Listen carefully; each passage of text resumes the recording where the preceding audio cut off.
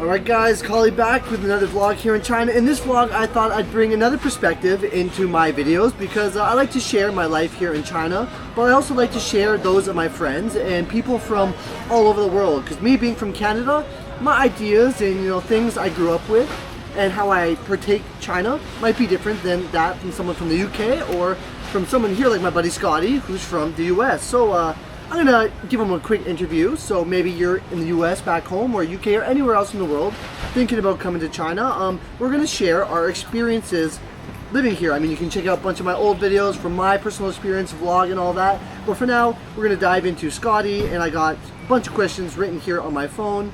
You could, just say pass on any of them. Doesn't feel questionable, but anyways, let's start off the interview. So first question.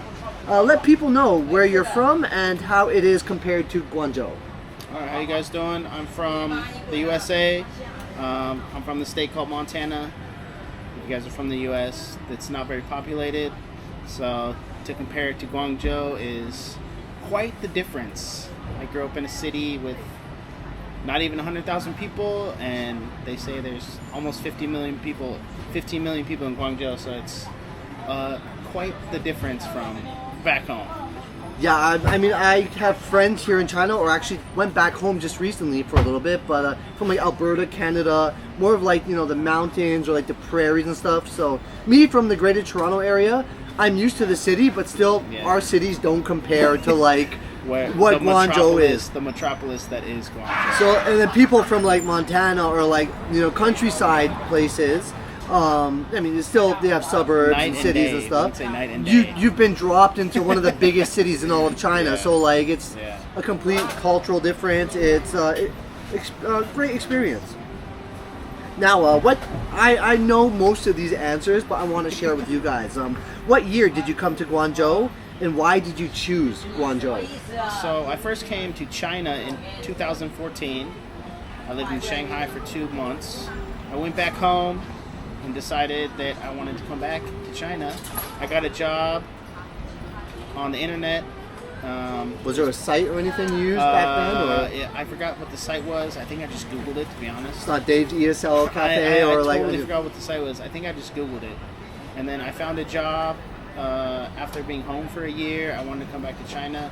So I came to Guangzhou in 2015, September 2015. I think is when I landed in Guangzhou. So it's kind of similar to me. I came to visit a friend in 2015 in June and enjoyed Guangzhou in China, and then I worked out my situation and came in 2016 pretty much to live. And the sites, like I have a video how to find a teaching job.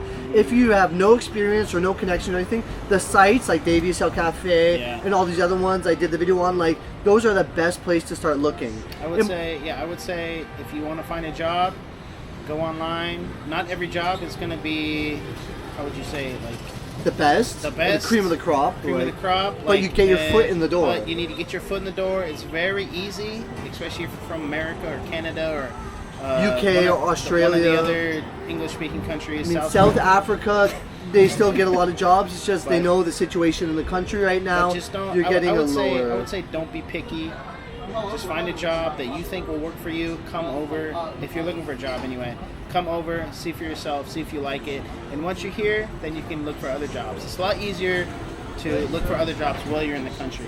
Get the work visa and expect to work. Like you can come here and meet other people at other schools or whatever, meet other people, whatever business you want to do, that sort of thing. So as we get into that, before we get to other things, I want to say, okay, the difference in work expectation from when you arrived to now, because I think there's a huge, big difference in work expectation and like what you can get away with. So how was the work expectation when you arrived? So when I came here, I was expecting like basically a teaching job.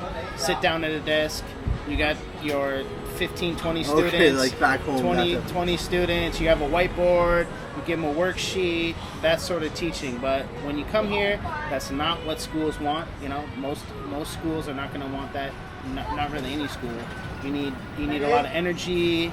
You need to really work on what works with the kids. Games. You need to pace and class management, and discipline. Discipline, right? You need them. And I think the most important thing was they need to respect you as a teacher, because if they don't respect you, they're going to start acting out. 100%. So that's like the most important thing. But if you're expecting just to come here, sit at a desk, grade papers, that's not what the job is. For most schools, even international schools, that's really not the job, because they're all IB, right? So yeah, so it's just a lot more work than you think it is, but it's also, I guess once you get used to it, it's also a lot less work once you get used to it. So once you really get over the hill, it's fine. So what I was getting to is back in the day, like 2014, 15, 16, you could come here and you could know nothing, and you could just go into class and say, this is a car, this is a truck. Not even really know basic sentence structure or structure or phonics, and get away with a job at a training center. Now most of those training centers are gone. Yep. There's still some around, but like the requirement for decent teaching has gone up. And now, since there's so much less training centers, competition, and another thing is like a lot of Chinese teachers are taking those jobs, and they can do the same teaching that a native speaker could do for a lot less. Yeah, a lot less, and they got masters in education. So the expectation from the native speaker has jumped 5-fold, 10-fold, right? So now the parents have a big expectation, your school will have a big expectation, so it's not as easy as it once was. If you want to move here to China, I mean, this is why China's salary is so much higher than all the other Asian countries, is because that expectation is there as opposed to most of the other countries. Okay, you mentioned salary right now. Well, I've done videos on salary. Even just a few months ago, I said if you're getting a new job for this new school year coming up, salary here in Guangzhou has come down a little bit. I have 4 different friends that have been finding different jobs. One of them got 28,000 after tax, full holidays, and it's not an international school. But most of the people are getting 28 to 25 now with the homeroom teacher expectancy work rule. So before I would say 28 to 30 was the salary expectation, you're looking more like 25 to 28 now, which is still good, especially depending on the area. You can budget yourself, live well. Yeah, at 25,000, 28,000, that's more than enough to live on. You can live in a nice apartment. You can go out to eat. If you budget well, you can go out and a lot of entertainment, whatever you want to do. And you can save. And you can save at the end of the day.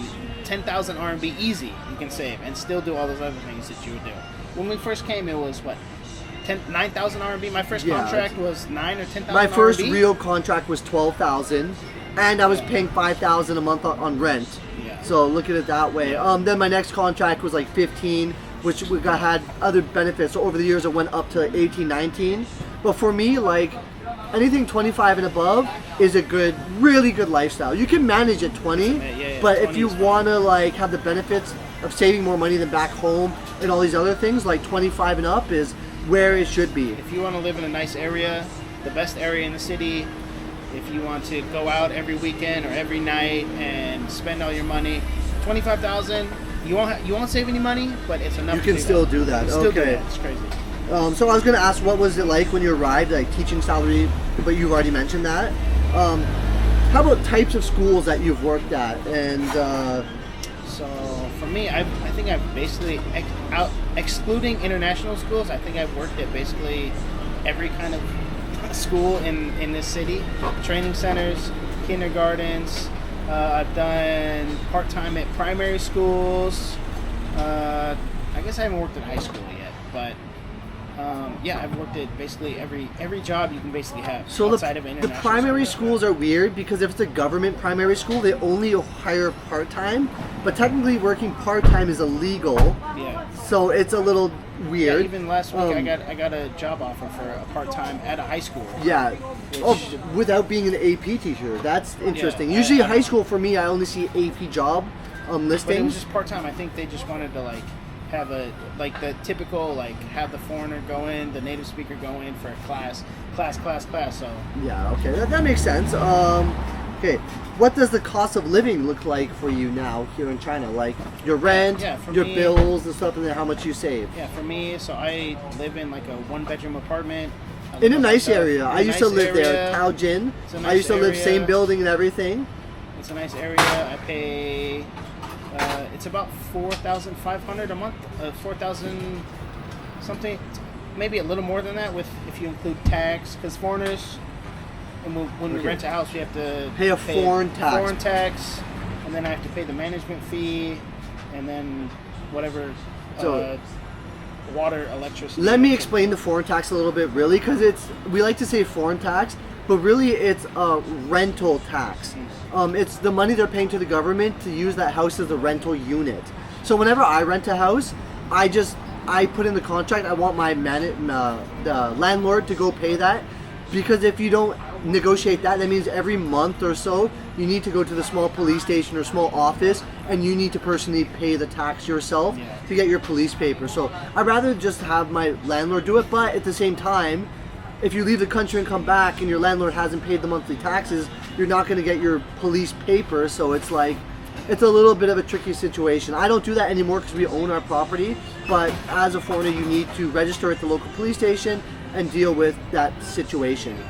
And I just went to the police station 2 days ago, and I didn't pay the tax for like 7 months, so it actually was quite a big bill that came in for me that I was expecting, but it always hurts to pay that kind of money. I think it was like 7 or 8 months, and it was like 1,200 RMB, which is not that, in the grand thing, it's not that expensive, but it is 1,200 RMB. So.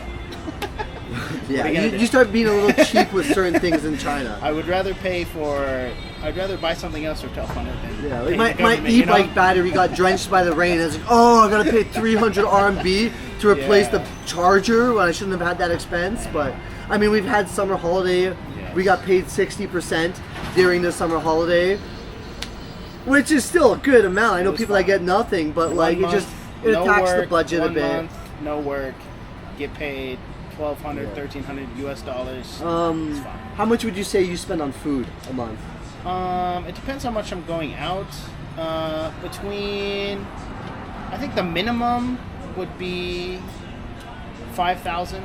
If I really, really, really budgeted, I probably could spend 3,000 to 4,000 if I just ate at home every day. You could spend way less than that, too. I mean, if I just ate rice and some pork and some vegetables. Wet market food. Yeah, just 3,000. But that's not.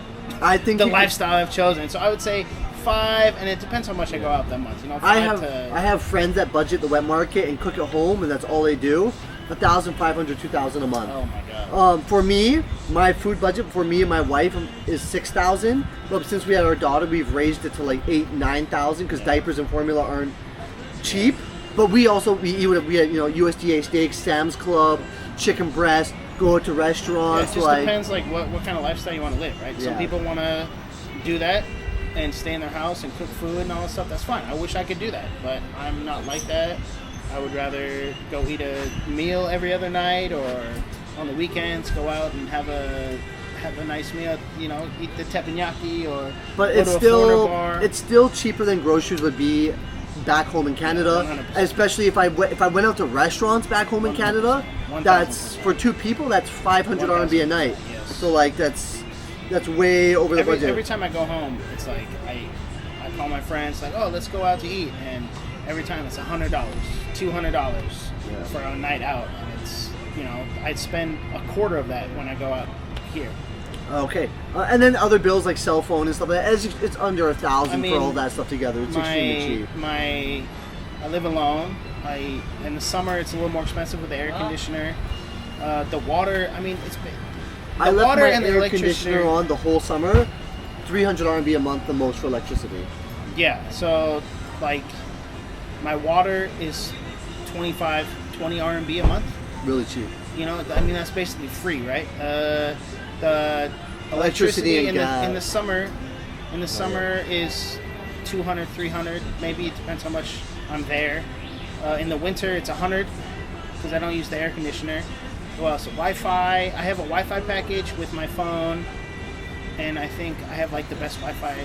100. I think I pay 100 or 150 RMB. I pay 550 for 2 phones and internet and IP Chinese TV. I pay 100, 150. That's $20 US for Wi-Fi and my phone. My dad's phone bill back home with the Wi-Fi and everything is $200. My last phone bill in Canada, for 5 gigs of data from Rogers and unlimited text and call was 100 Canadian dollars, so 500 RMB just for the phone. Just for the phone. Then not internet package and TV and all this, and that's 500 gigs. I have unlimited data, so like that's. I mean, yeah. for me, I like when I think about it, I basically feel like it's basically with my salary and how little that is. It like feels like it's free. Almost. It feels yeah. like it's free when I'm paying 150 RMB for Wi-Fi, my phone. You know, it's like it's. Oh, and I have TV and I have cable, Chinese cable, which I never watch. Oh, it's. But I do spend 20 RMB a month on it. I don't know why. I should cancel that, but here we are. Okay. What do you enjoy the most about living in Guangzhou or China? What do I enjoy the most? I would say probably the lifestyle. As a foreigner, my salary, as we've talked about the whole video, my salary is a lot higher than a local Chinese, so I have that benefit, which is not lost to me. You know, we're pretty blessed to be able to live here and get the money that we do. But the lifestyle, you know, I live in an apartment, my own apartment. I get to ride the metro. Obviously, where I'm from, we don't have any trains. Okay. I get to ride a little electric scooter around the city. That is really fun. You know, it's not very dangerous. Doesn't go very fast, but it's very convenient. I mean, it could go. You can upgrade it. Mine goes pretty fast, yeah, but like. I mean, but we're not talking about like a motorcycle, right? So, what else? Everything is. You could get a new chip to make it go like a motorcycle, though. Okay. Like it's just. Okay. But we know our limits. We don't need to be doing that. Gabe on the highway with his one tire blowout, he's done. No, I know. Every time I go fast, I'm just like. One person comes sideswipe me and it's. I'll do the road, but I'm day. not doing the highways. Like you're up in the air and it's like a lane and cars just everywhere around you. Your tire blows going 80. You're done. Even if you have a helmet on, whatever. Well, yeah, cars are not gonna. Yeah. Just stay on the road, regular road. I will say, our scooters, the Xiaoniao, made very well. I've had mine for 2 years. Haven't had any problems really. A couple flat tires. That's about it. I've had one flat tire. I put almost 5,000 kilometers on it. Haven't really had any problems. Perfect. Best 4,000 RMB I ever spent. Besides that, like the 7-Elevens, like everything's open late. You can get the delivery at all times. Oh, the delivery's the best. You know, you're paying like $2, even for something 12 kilometers away. I pay like $5 maximum. Like back in the U.S., everybody's like DoorDash this, Uber Eats this, DoorDash this. Yeah, and $10 delivery fee plus tip. They're paying $5 delivery fee. Plus markup on the food. Plus the food is more expensive. Plus you got to give the driver a $4 tip, or he's gonna spit in your food or whatever. So it's just like it's little things like that just like make me not want to leave. So. Okay. Convenience. We're always positive on these channels, but is there any negatives about being in China or Guangzhou? Because there's a lot of channels that are always like, oh yeah, China's the best. It's like for me, the negatives is not being with my friends and family back home. Yeah, that's what I was gonna say. I have to abide by all the laws here, so. Yeah, obviously. Yeah. I mean, I've been here, you know, on and off for almost 10 years now. So, like the negatives, I've kind of pushed past all the negatives. I mean, it's still there. It's just it doesn't bother you because you pick and choose. It's my, you know, I've come to terms with my lifestyle. I've come to terms. This is me. I choose to be here. But the negatives, when I first got here, the first couple of years, the work culture can be kind of very toxic. Like the Chinese, if you're going to work for a Chinese company, they do things completely different. Yeah, the HR, the HR situations are way different. They're going to do things completely different than what you're used to. They're going to say things that are very annoying to a lot people. If you're a lefty, you would not take this. That they're gonna be very open about how fat you are or what's never so. I don't have that problem. But. These are things you're gonna have to get over. The kids, they are cute. They can be mean. But it's a business. It's a business, right? You're working for a business, right? So what else? I would say the food. If you don't like Chinese food, I know where to eat now. Obviously, I've been here a long time, so I know what I like, what I don't like. I've tried, you know, all the Chinese food. I know I like this. I know I don't like this. You know, the Chinese always go, oh, try this, try this. No, I don't want it. Yeah, by this I don't time want I've it. had, okay, like, I don't want it. I know especially in what I Guangdong, like. there's a lot of different weird random stuff. things. So but the food is another challenge that I can see people having. I feel like the meat quality. I'm from Montana, so when you come to beef, like we got some of the best beef in the world. Obviously, there's a lot of cow farms in Montana, and it's hard to go from that quality beef to. So we used to be able to get it at Sam's Club. It used to be at USDA, but the trade war, I haven't been able to see it for the past 2 months now. And it's really expensive here too. I would spend 300 RMB on a pack of 2 steaks, but like. Another thing, like you're gonna have to get used to people shoving you. Like if you get on the train, people are gonna shove you out of the way if I kind of like it. Yeah, it's fine now. You get used to it, right? I'm stronger than most of those people. Even yesterday, right? Feels like Madden. Every time you get off a train, there's gonna be 2 or 3 people just standing there, and they'll just push in your way. Come on, man, just go through them.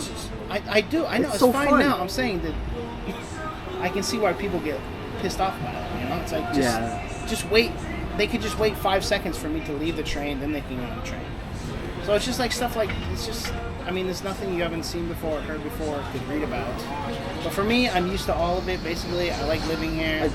I guess in a way, when you come to China, if you have a little bit of an aggressive personality, not when it comes to work, but when it comes to like environmental situations, you're going to be completely fine. If you're weak and timid and like scared of things, then you might be a little worse off. But the food for me, it's like we have okay pizza or good pizza, but we don't have amazing pizza.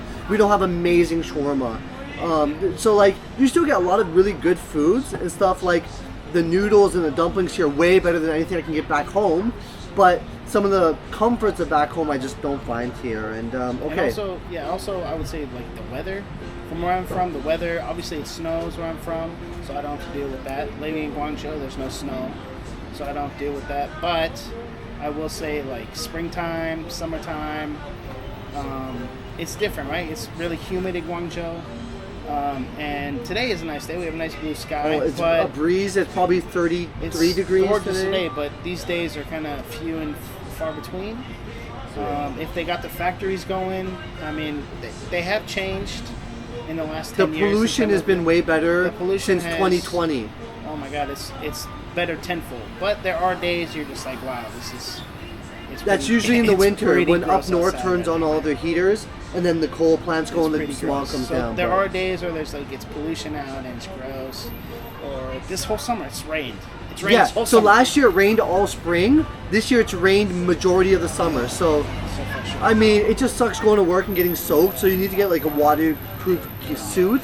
But other than that, personally, I love the heat. In Canada, my favorite time is like July, August, September. But in China, my favorite time, I love Dragon Boat Festival in June, but my favorite time is August, September, October, November, December. Because like, it starts to cool down in October, November, you can start to put on pants then, but it's still beautiful weather, it's not cold yet. And then January, February. When it gets, so back home, we have houses with insulation. So when it gets cold, and we also have pushed air in the central air, so we have heaters that go throughout the whole house. So if it's cold outside, first you have the insulation, then you have the heaters coming through. So you don't really get cold unless you go outside. But here, there's no escaping the cold. Yeah, the apartments are all stone, apartment cement. Is built out of cement. So when it gets cold, like Fahrenheit, if you have 40, two 45. good, my ACs are heaters, so yeah, it's not that bad. I have new windows, it's insulated now. But just think about it. It's like it's just 24. It's you go inside, it's cold. You go outside, it's cold. You go back inside, it's cold. There's no escaping it. The cold it's not a dry cold. It's a humid cold. Yeah. So it goes through the jackets. You feel it in the bones. God. So you feel it in your bones. But it's only like January, February. Yeah, it's not That's that it. It's 2 months. But that would be a big complaint of mine living down here. But there's no snow, so that's okay. So as we're coming to the end of the interview, any recommendations you would have for people wanting to come to China to teach? Yeah, I mean, we talked about it already. Like, if you want to come, find a job online, just email them. First, you need a college degree, so get your university degree. If you don't have one, it's going to be a lot harder. Bachelor's. Let's just say degree. bachelor's, okay? And the TEFL, because yeah, they also require 2 years of related experience, but teaching, that means you would have to have a bachelor's of education and have taught for 2 years, which and realistically that's not happening. So get your TEFL or TESOL 120 hours then you become eligible. Yeah, so, clean criminal record. Yeah, get your bachelor's degree, TEFL, lower your expectations. What you see on the ads, you're probably not gonna get that cushy of a job. So just lower your expectations. Or even when you see guys like me making videos, we've been here for time. Yeah. You got to put at least 2 years in of work and learn through the process. If you're watching videos, if you're watching his videos, watching the videos about China, you're not going to hop off the boat, hop off the plane, and it's going to be like that. Right? You're going to go through challenge, just like anywhere. You're going to have challenges. You're going to have challenges any country you go to, whether it's China or any other country, right? And because you probably don't speak Chinese. And, I don't. He does. My Chinese is fine, but I didn't speak Chinese when I came here, right? So there's going to be a lot of challenges. And I would say, yeah, I mean, it's worth doing. One very important thing, how much money did you come with? Because I came with over 10,000 Canadian. I came with 50,000. Yeah, I was spending recklessly. Yeah. I was going to the bar buying drinks for everyone and stuff like that. But you should come. You need to buy like cutlery, things for the house, clothes to acclimatize. So you should have some savings coming here. I think a good amount would be 20 to 30,000 RMB at least. You wouldn't. I don't think you. I mean, depending on how comfortable you want to live. Depends how much. Oh, another thing. If you're gonna come here, sometimes the schools don't pay you for. You expect that first check after a month, but sometimes they won't pay you for a month and a half or whatever it is, right? The banking's got to go through. There's a bunch of other stuff. You have to get your bank account. You have to do all this stuff. So you have to budget. Don't just budget for 30 days. Yeah, budget for like. If they say, oh, you come on this day and then we'll pay you 30 days from that day. Budget for 3 months. Budget for 2 or 3 months at least. Emergency money, all this stuff. Do your research. Anyway, I forgot how much money. I don't think I had a lot of money, but I'd been to China before. When I first came to China, when I went to Shanghai, I definitely ran out of money, and I was only here for 2 months. Shanghai's expensive. Most expensive place in China, I would say. I think I brought like $2,000 US, and I ran out of money. But I was being young and stupid. So. All right, got some Chinese music blasting, but I have a couple more questions before we end this. First question is going to be, where are some places you've been able to travel to because of living in southern China? So I've been to a lot of different cities in China. Obviously, I've been here for a long time. Over COVID, I got an opportunity to travel to 4 or 5 different cities. So I lived in Shanghai for a while. Shanghai is a great city. It's probably the most international city that China has to offer. Great city, I love it. Amazing food. A lot of foreigners live there. The food is good. Where else? I've obviously been to Shenzhen, Hong Kong. I've been all over Guangdong province. Like every city you can name, I've probably been there. Outside of Guangdong, I went to Xi'an. So over COVID, before I went home the last time, I spent like a month or 2 traveling around China. I went to Xi'an, which is kind of in the, I guess they say southwest. It's kind of in the northwest. This is more northwest, yeah. It's the Terracotta Warriors, old city. It has a lot of feel to it. It has a lot of like traditional feel to it. It's a nice city. I wouldn't want to live there, but visit there 100%. I've been to Chongqing. I've been to Chengdu, Sichuan. Chengdu is very, very laid back. You just go there, you feel like it's laid back. It's not bustling and fast-paced like Guangzhou is. Right? You come to Guangzhou, you go to Shanghai, and it's just balls to the wall, 100%. People everywhere, go. Chengdu's not like that. Chengdu's a great city. A lot of foreigners live there too. A lot of foreigners like to retire there. You know, the food is really good. It's spicy. Not everything's spicy in Chengdu. It's really relaxed. Chongqing is a good city, but for me, when I go traveling, I like to walk around cities. And you can't do that in Chongqing because if you guys have seen the videos, it's hill. So you can't even really ride like the mobike, the Alipay bike. You can't do that in Chongqing because it's just straight up, straight down. It's a good city to go to. Where else have I been? I've never been to Xinjiang, Tibet, nothing like that. Any northern places? But I've never been to northern China. I've wanted to go for the last 5 years, but it feels like something just comes up every time I want to go to Beijing. Also, not even Beijing. Never been to Beijing. Never been in the north of China. I go to the Great Wall. Never been in the Great place Great to go. Wall. Obviously, I'm not leaving this country until I go there. But I'm gonna get there soon. I'm gonna get there soon. Don't very go there soon. on a holiday. Just go take a week off and go. Yeah, I know. Yeah. But yeah, so southern China, I've been to most cities. And last question in this is, have you been able to save money here in China compared to what you would have been able to save back home in America? 100%. So it's very easy to save money in this country. With this, especially our salaries now, you can save $1,000, $2,000 US dollars, even more if you really want to. You can save and have a good time, right? If you want to save money back home, you know, you're working your job or whatever.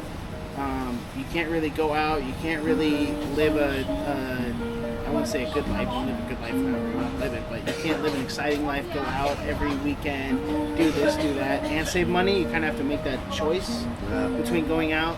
I want to go out to the club. I want to go out to the bar. I want to You just can't spend I want to go back traveling, right? You just can't spend anything. You have to sit at home, go to work, come home, play video games. Don't spend any money. But here, you can kind of go out Once in a while, you know, like, you can go and out, still you be can able go to save. traveling when you get opportunities, and still save. You know, it just depends how much you want to save. But on our salaries now, on a typical English teaching salary, I mean, if you can't save $1,000 a month on our salaries, You gotta stop going out every day. I don't Like, know what you. I really don't know what you're doing. I think you have a drug habit or something. But, No, yeah, it's it's drinking. very. You know what, the people here are usually a drinking problem. I mean, we're having a few And beers that's another tonight, thing, but right? it's And that's Friday, another thing, right? If you go to the bars, the Western bars in China, the beers are going to be just as expensive as back Similar. Like You know, a pint, it'll be 30 RMB for a pint, or 50. or 50, you depending, know, but like or the 30s depending on were bars, right? The nice bars, you'll see pints up to 75 for a pint. 100, yeah. You But know, like, which is $15 for a pint of beer, which is just the same price as back home. I go to 7-Eleven, I get a can before I go. $2 back So- home, So, couple cans. and I go to the but it's bar. very easy to save money. Right? It's very easy to save money If you just live the Chinese life, if not you're the Western doing life. fine. You're in China, so enjoy it. Anyway, Scotty, it was great to have you on. I've known him since working at one of our training centers. That was like my second, third job in China. And then I brought him over to my school so he could live that kindergarten, substantially, you know, Doing it big. good life. And anyways, guys, cheers. buddy. All right. And hope this fills you in what it's like from an American's perspective. Coming up, I'll have a UK perspective, and I'm looking for an Aussie perspective, but there's not a lot of Aussies here compared to there used to be. Like 2016 to 2020, I feel the same way. Aussies everywhere. I feel like But I went home. I feel like they were all working illegally without like high school degrees or even university degrees, right? So once they made it more like legit, all these Aussies disappeared because they were here for fun, right? Australia is the closest close. Western country out of all these places. So now it's mainly Canadians, some Americans, a lot of UK, and mostly South Africans because they benefit the most from being here. Anyways, guys, till next time, it's Colly. Take it easy.